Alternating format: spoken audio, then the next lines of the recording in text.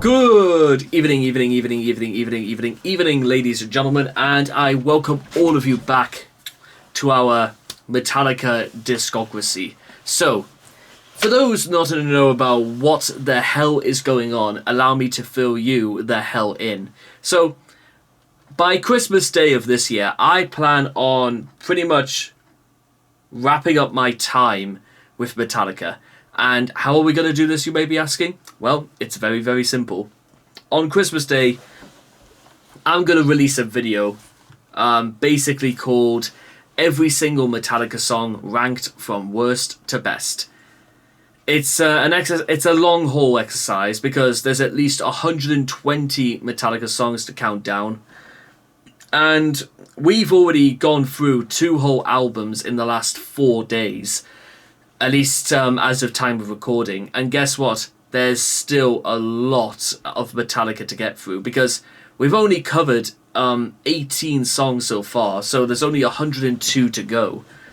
Thankfully, however, there's just as many great things coming, and there may be a few stinkers along the way, but we'll get to them when we get to them, so to speak. Now, thankfully, whilst Ride the Lightning was actually, to be honest, it was just greater than I ever remembered. And I even, for this occasion, even dug out my old Ride the Lightning jacket for this special occasion. We now have to move on to probably Metallica's most iconic album of them all, and that being Master of Puppets. So I'm not going to try and bother and waste your time, your guys' time, because this is an album that turns 40 years old this year, and anyone who knows about how I actually started off, where did it all begin, where I became a metalhead, it was ironically because of a song on this album. But it's not exactly, it wasn't the song that made me fall in love with Metallica. That comes a little bit later, but for now, we have a mission to complete. And for those who want to know exactly how such a video where I rank all the songs is going to work, stick around at the end and you'll see exactly how we do it. But in the meantime, we go again. Battery. Oh, great start.